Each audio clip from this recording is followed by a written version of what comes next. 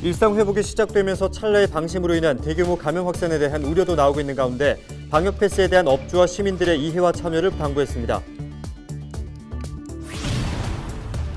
다음 달 15일부터 부산 지역의 택시 기본 요금이 500원 인상됩니다. 4년 만의 인상으로 그동안 인건비와 유류비 등 운송 원가가 지속적으로 상승한 부분이 반영됐다고 부산시는 밝혔습니다. 교육청이 수능 전 일주일 동안 입시학원의 대면 수업 자제를 강력하게 권고하기로 했습니다. 수능 전 수험생들의 감염을 막는 데 집중할 방침입니다. 일본군 위안부 피해자들의 인권을 위해 힘써온 김문숙 한국정신대 문제대책 부산협의회 이사장을 기리는 분향소가 민족과 여성 역사관에서 운영되고 있습니다.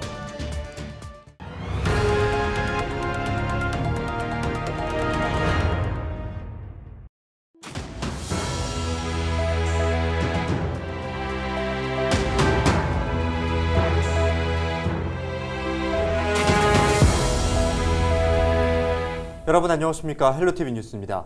단계적 일상회복 1단계가 이제 막 시작됐습니다. 이 시점에 가장 중요한 것이 있죠? 네, 지금까지의 노력이 헛수고가 되지 않도록 방역의 허점을 만들지 않는 게 중요하죠. 그렇습니다. 지금 백신 접종률도 전국적으로 70%를 넘긴 상황이고 또 추가 접종도 진행되잖아요. 네, 그렇죠.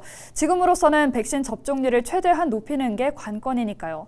그리고 정부의 변화된 지침에 따라 지자체에서도 안전한 일상 회복에 집중하고 있습니다. 안수민 기자의 보도입니다. 부산 진구 주민 26만 6천 명이 코로나19 예방 백신 접종을 모두 마쳤습니다. 전체 주민 대비 75%입니다. 16세에서 17세 청소년의 경우 대상자 4,500여 명 중 절반 가까이가 1차 접종을 마쳤고 이번 달 1일부터 12세에서 15세 소아 청소년 접종도 시작됐습니다. 11월 1일 18시 기준 부산 진구의 12세, 15세 소아 청소년의 경우 대상자 9,254명 중 24%인 2,225명이 사전 예약을 완료하였고 백신 접종률이 높아지면서 일상회복도 속도를 내고 있습니다. 1일부터 단계적 일상회복 1차 개편안에 따라 유흥시설을 제외한 모든 다중이용시설의 영업시간 제한이 풀렸습니다. 하지만 방역수칙이 완화된 것에 대한 우려도 큽니다. 헬로윈데이 등 최근 방역수칙 위반 사례가 급증하는가 하면 신규 확진자도 꾸준히 발생하고 있습니다. 특히 도심이라는 부산 진구의 특성상 노래 연습장 등 고위험 감염시설이나 유흥시설이 많아 찰나의 방심이 대규모 감염 확산으로 이어질 수 있는 상황. 부산 진구는 고위험 감염시설에 도입된 방역 패스 제도, 즉 접종 증명과 음성 확인제에 대한 업주와 시민들의 이해와 적극적인 참여를 당부했습니다. 방역 패스는 보다 안전하게 일상 회복으로 가는 과정에서 단기적으로 불가피한 조치이자 또 아주 중요한 조치입니다. 이행령 확보를 위해 우리 부산 진구도 집중적인 관리와 단속을 실시하여 안정적인 단계적 일상 회복에 최선을 다하겠습니다. 정부 지침에 따라 11일부터 추가 접종도 확대됩니다. 확대 대상은 50대 연령층과 18세에서 49세 사이 기저질환자, 얀센 백신 접종자, 우선 접종 직업군. 이들 중 사전 예약자들을 대상으로 오는 8일부터 추가 접종이 시작될 예정입니다. 헬로티비 뉴스 안수민입니다. 부산기상청이 노후된 동래구 명륜동 청사를 떠나 강서구 대저동으로 이전하며 서부산 시대를 열었습니다. 관측소 신설과 함께 북부와 서부산 지역의 관측 공백을 해소할 것으로 기대를 모으고 있습니다. 박재한 기자입니다. 2년여 만에 준공된 부산기상청 신청사입니다.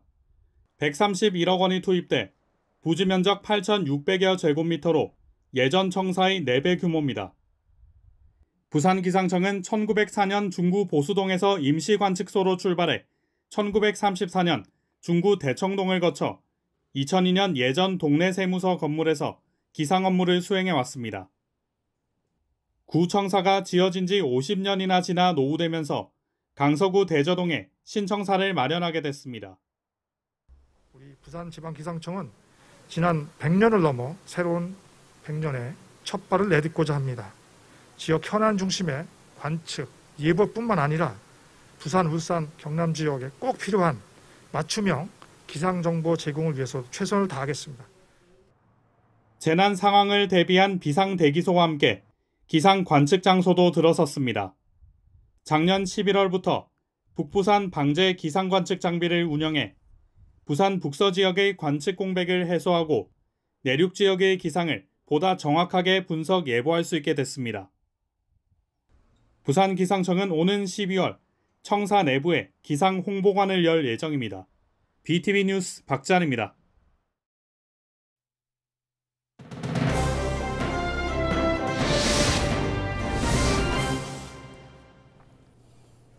네, 오늘의 키워드 뉴스 첫 번째 키워드는 택시 요금 인상입니다. 부산 지역의 택시 기본 요금이 500원 인상됩니다. 지난 2017년 9월 인상 이후 4년 만인데요. 4년 전 기본 요금 500원 인상 이후 인건비와 유류비 등 운송 원가가 지속적으로 상승한 부분을 반영한 겁니다. 하지만 생활 물가가 오르는 것에 대한 부담을 최소화하도록 기본 요금만 조정한다고 부산시는 밝혔습니다. 모범 택시와 대형 택시는 5,000원에서 6,000원으로 조정되고요. 인상된 요금이 적용되는 시점은 12월 15일 새벽 4시부터입니다. 다음 키워드는 수험생 가면 막아랍니다. 수능이 이제 보름 정도밖에 남지 않았는데요. 단계적 일상 회복이 시작되면서 수험생들의 감염을 막기 위해 보건당국도 교육당국도 바짝 긴장하고 있습니다. 교육청이 오는 4일부터 입시학원을 대상으로 특별 지도와 점검에 나서게 됐습니다. 기본적인 방역수칙 준수 여부를 점검하고 대면 수업 대신 원격 수업을 하도록 요청할 계획인데요. 특히 수능 전 일주일 동안은 대면 수업을 자제할 것을 강력하게 권고한다는 방침입니다. 평소에도 마찬가지지만 특히 수능 전에 수험생이 감염되는 일은 막아야겠죠. 네, 이번 키워드는 당신의 뜻을 기립니다입니다. 일본군 위안부 피해자들의 데모죠. 한국정신대문제대책 부산협의회 김문숙 이사장이 지난 29일 별세했습니다.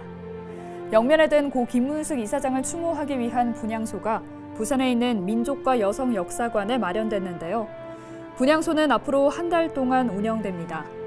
많은 분들이 아시는 위안부 피해 할머니들의 관부 재판을 다룬 영화 허스토리의 실제 주인공이기도 하고 또 민족과 여성 역사관 관장이기도 하셨죠. 생전에 위안부 피해 할머니들이 일본의 사과를 받지 못하고 돌아가시는 모습이 안타깝다고 늘 말씀해 오셨는데요. 이제 우리 세대의 몫일 것 같습니다. 삼가 고인의 명복을 빕니다. 네, 마지막 키워드는 음식물 쓰레기 무상수거입니다. 코로나19로 어려움을 겪는 소상공인들을 돕기 위한 정책들이 계속해서 나오고 있죠. 일선 지자체에서는 소규모 식당 음식물 쓰레기를 무상으로 수거하는 사업도 하고 있는데요. 금정구도 여기에 동참했습니다. 금정구 음식물 쓰레기 무상 수거 정책은 업장 규모가 200제곱미터 미만인 일반 음식점과 휴게 음식점 등 3,800여 곳을 대상으로 하며 내년 1월 31일까지 석 달 동안 시행됩니다.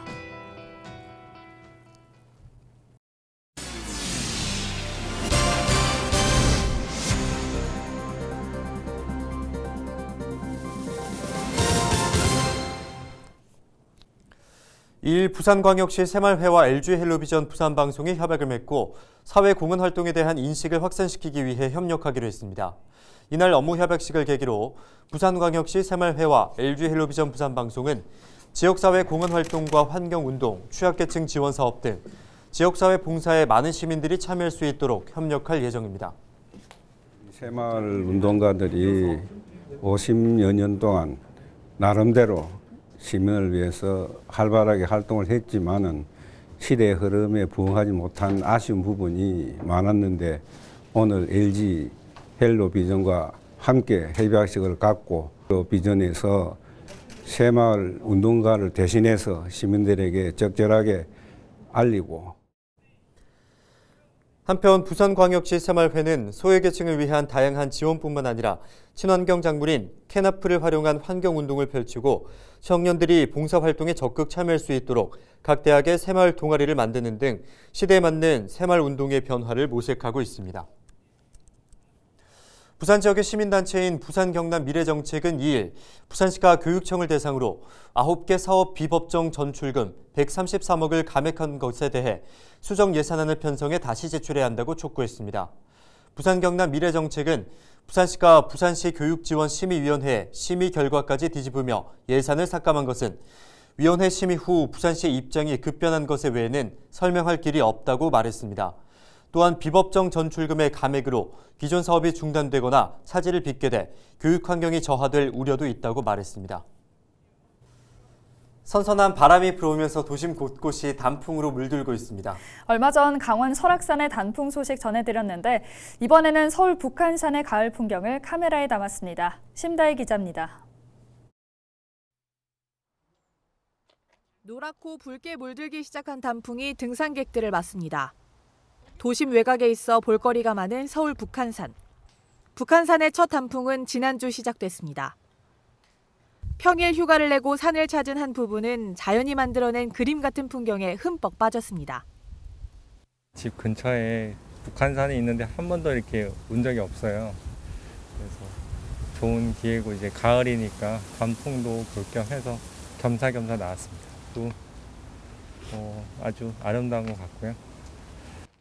북한산 하늘공원에 오르면 오색빛 모습과 함께 탁 트인 서울의 전망을 한눈에 볼 수 있는데요. 꼭 산에 오르지 않아도 아름다운 단풍을 즐길 수 있는 방법이 있습니다.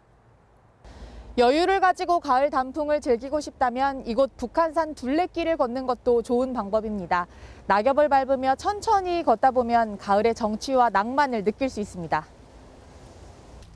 북한산 인근 공원에서도 울긋불긋한 단풍을 감상할 수 있습니다. 단풍나무 앞 수줍게 사진 찍는 할머니들의 얼굴엔 웃음꽃이 가득합니다.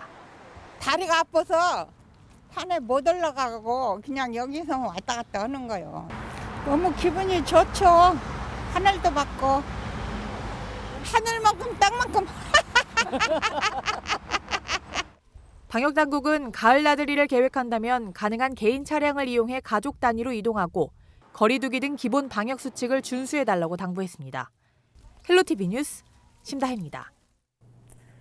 해운대구가 청년과 함께하는 미래 도시를 만들기 위해 청년 정책 아이디어를 공모합니다.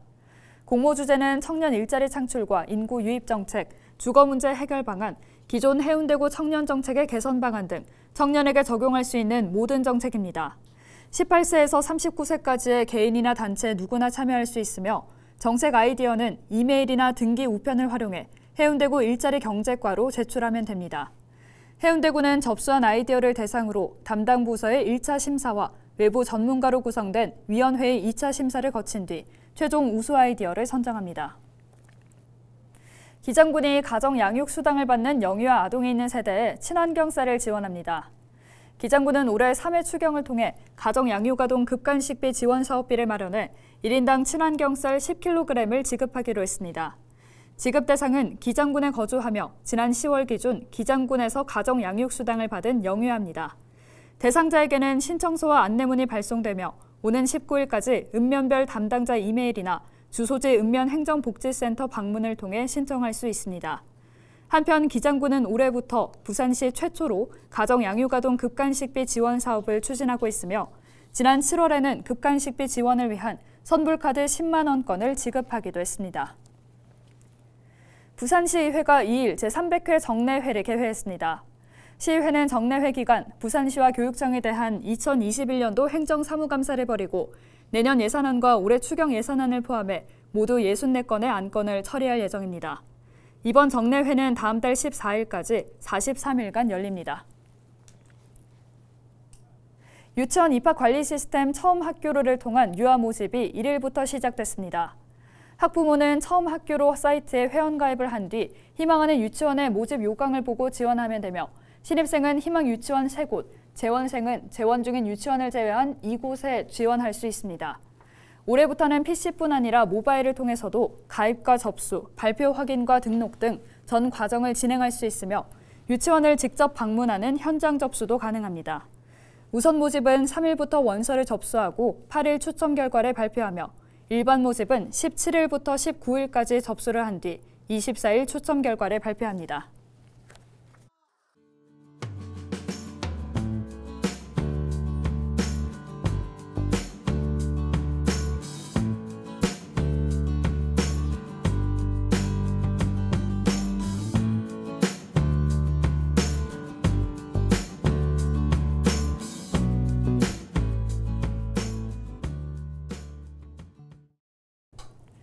이상으로 뉴스를 마칩니다. 함께해 주신 여러분 고맙습니다.